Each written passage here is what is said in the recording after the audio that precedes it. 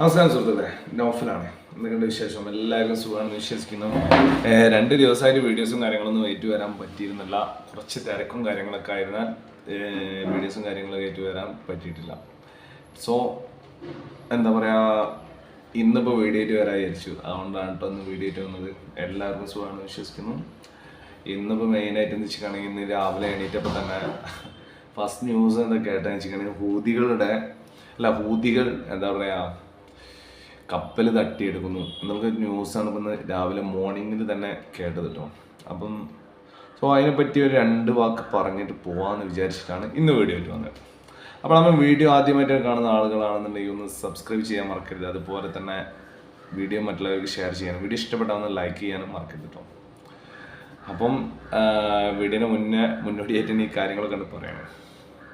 അപ്പോൾ ഹൂതികളെ വാദം എന്താണെന്ന് വെച്ചാൽ, അവർ ഇസ്രായേലിൻ്റെ എന്താ പറയുക, ഇസ്രായേൽ അകത്തുള്ള സമ്പന്നരായ ആളുകളുടെ കപ്പലുകളാണ് എന്ന് അവർ പറയുന്നുണ്ട്.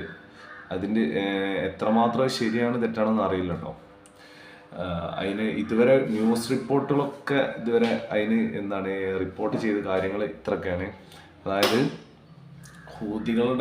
ഹൂതികൾ പിടിച്ചെടുത്ത സംഭവങ്ങൾ കംപ്ലീറ്റ് ഇസ്രായേൽ ജനങ്ങൾ അവിടുത്തെ വലിയ ആളുകളുടേതാണ് എന്നുള്ള നിഗമനത്തിലാണ്. പക്ഷെ ഇതുവരെയായിട്ട് ഇസ്രായേൽ ഗവൺമെൻറ് അതിനെതിരെ എന്താ പറയുക മുന്നോട്ട് വന്നിട്ടില്ല. കാരണം ഓൾറെഡി ഇപ്പം ഗസയിൽ ഭയങ്കര യുദ്ധം നടന്നുകൊണ്ടിരിക്കുക, ഇസ്രായേൽ പലസ്തീൻ യുദ്ധം നടന്നുകൊണ്ടിരിക്കുക. സോ അങ്ങനെ ഒരു രീതിയിൽ ഇനിയിപ്പോൾ അവരെങ്ങനെയാണ് പ്രതികരിക്കാതിരിക്കാമെന്ന് അറിയില്ല. പക്ഷെ അവരിപ്പോൾ പ്രതികരിക്കുന്ന കാര്യങ്ങളൊന്നുമില്ല. തീർച്ചയായിട്ടും ഇനിയിപ്പോൾ അങ്ങനെ ഒരു സംഭവം ഉണ്ടെന്നുണ്ടെങ്കിൽ തീർച്ചയായിട്ടും പ്രതികരണമായിട്ട് വരുന്നതാണ്. അതുകൊണ്ട് തന്നെ ഇന്ത്യയിലേക്കുള്ള മാത്രമല്ല, ഒരുവിധ രാജ്യങ്ങളിലേക്കുള്ള കംപ്ലീറ്റ് ചരക്ക് ഗതാഗതം, ഏറ്റവും കൂടുതൽ ചരക്ക് ഗതാഗതം നടക്കുന്നത് ഷിപ്പിംഗ്, അതായത് നമ്മളെ വെള്ളത്തിലൂടെയുള്ള എന്താ പറയുക ഗതാഗതമാണ് ഏറ്റവും കൂടുതൽ. ഷിപ്പിംഗ് മേഖലയിലാണ് ഏറ്റവും കൂടുതൽ കച്ചവട ചരക്ക് സാധനങ്ങൾ ഓരോ രാജ്യങ്ങളിലേക്കും എത്തിക്കുന്ന ഏറ്റവും കൂടുതലായിട്ടുള്ളത് കേട്ടോ. അപ്പോൾ അതാണ്. അപ്പം ഇവരിപ്പോൾ തൽക്കാലം ഈ ഒരു എന്താ പറയുക ഈ ഒരു ഷിപ്പിംഗ് കാര്യങ്ങൾ തൽക്കാലം നിർത്തി വെച്ചിട്ടുണ്ട് എന്നാണ് എല്ലാ കമ്പനികളും റിപ്പോർട്ട് ചെയ്തിരിക്കുന്നത്. തീർച്ചയായിട്ടും ഇനി തുടർന്നുള്ള ദിവസങ്ങളിൽ എന്തായാലും തീർച്ചയായിട്ടും എന്താ പറയുക മാറ്റങ്ങളൊക്കെ വരുമെന്ന് വിചാരിക്കാം. സോ എന്താ പറയുക, ഈ യുദ്ധങ്ങളൊക്കെ അവസാനിച്ചിട്ട് നല്ലൊരു ഹാപ്പി ആയിട്ടുള്ള നല്ലൊരു മൂമെൻറ്റ് എല്ലാ രാജ്യങ്ങൾക്കിടയിൽ എല്ലാ ജനങ്ങൾക്കിടയിലും ഉണ്ടാവട്ടെ എന്ന് പ്രാർത്ഥിക്കുകയാണ് ഫസ്റ്റ് ടൈം.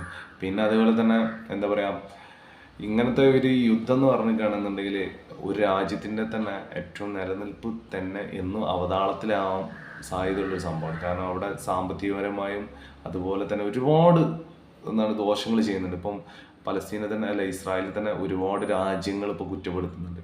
സോ അമേരിക്ക വരെ ഇപ്പം എന്താ വെച്ചിട്ടുണ്ടെങ്കിൽ അവരെ സപ്പോർട്ട് ചെയ്യുന്നുണ്ട്, ചെയ്യാത്ത രീതിയിലൊക്കെയാണ് അങ്ങനെ പോയി കൊടുക്കുന്നത്.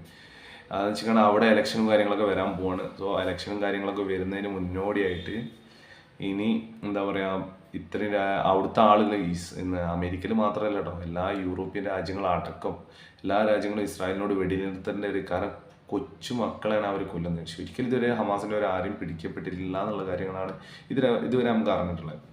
അപ്പം എന്താ പറയുക, അങ്ങനെ ഉണ്ടായിട്ട് ഉള്ളതിനാൽ എല്ലാവരും ഇപ്പം ബാക്ക് അടിച്ചുകൊണ്ട് നിൽക്കുകയാണ്. സോ അടുത്ത സുഹൃത്തായിരുന്ന റഷ്യ പോലും ഇപ്പോൾ ബാക്കോട്ട് അടിച്ചിരിക്കുകയാണ് കേട്ടോ. അപ്പോൾ അതാണ്.